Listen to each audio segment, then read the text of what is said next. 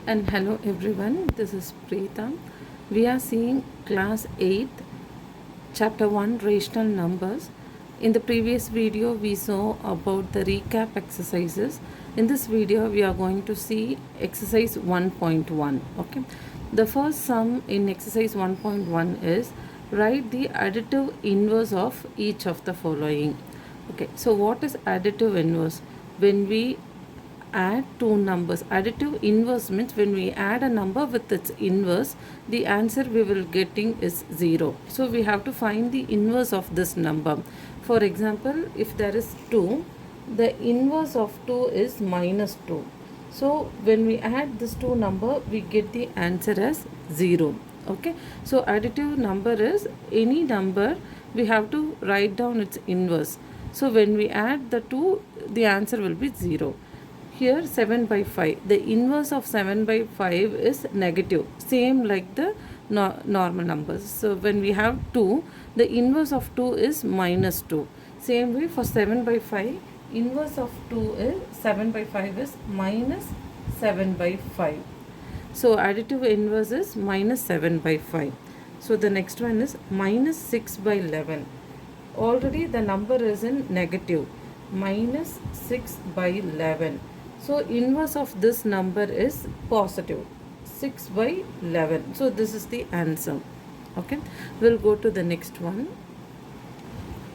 The next one is 14 by minus 15. Okay, always in a rational numbers, the denominators should not be in a negative. So whenever you get any numbers, any fractional numbers with the denominator negative, we have to multiply and divide by minus 1. So this number becomes plus 14 into minus 1 becomes minus 14, and minus 15 into minus into minus become plus 15 into 1s are 15. Okay, so in a rational number always the denominator should not be negative.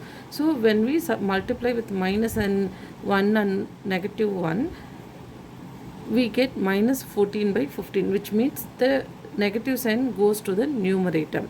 Now we have to find the inverse of minus 14 by 15.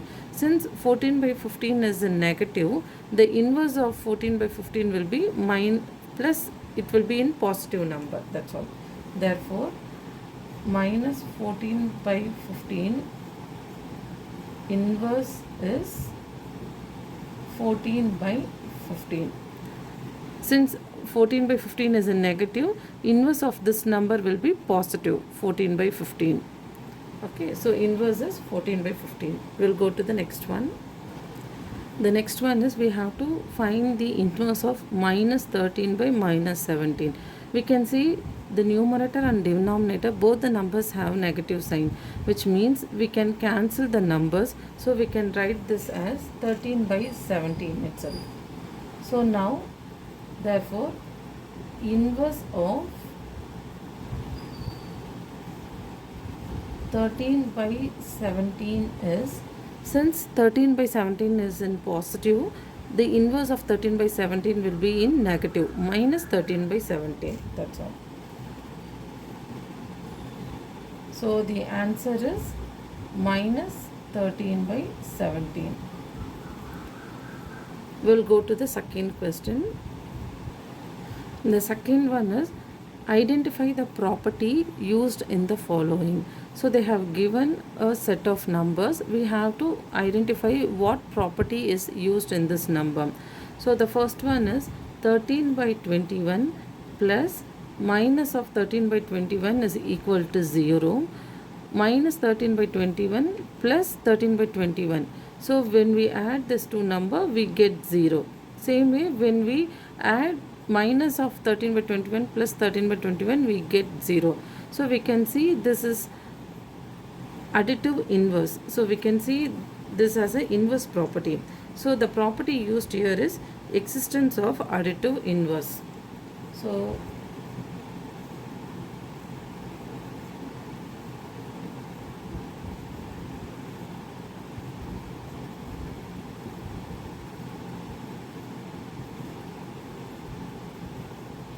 we can directly write the answer as property used in this equation, in this answer sum is existence of additive inverse. Okay, we'll go to the next one.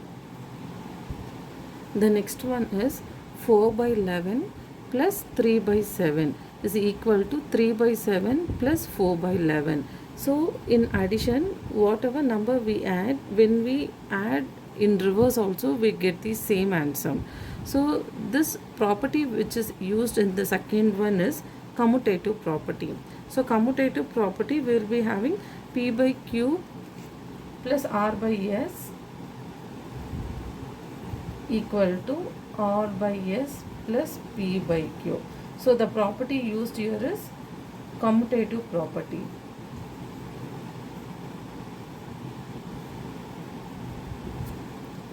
Okay, we can directly write the answer as property used in this sum is commutative property.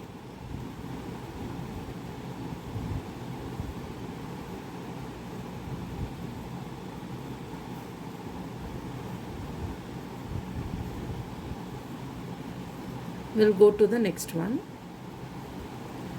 The next one is 2 by 3 plus 4 by 5 plus of minus 6 by 7 is equal to 2 by 3 plus 4 by 5 plus minus of 6 by 7. Okay, so we can see here the property which is used here, we call it as associative property.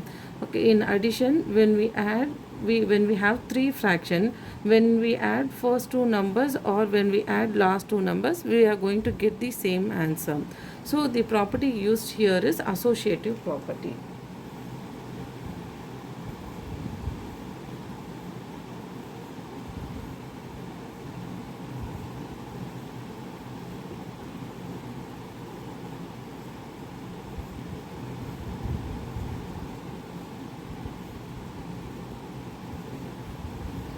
And for the last one, D, so the last sum also we can see 1 by 3 plus minus 5 by 6 plus minus 3 by 4 equal to 1 by 3 plus minus 5 by 6 plus minus 3 by 4. So here also we can see it, this property used here is associative property. For both C and D, the property used is associative property. Okay, thank you, bye bye.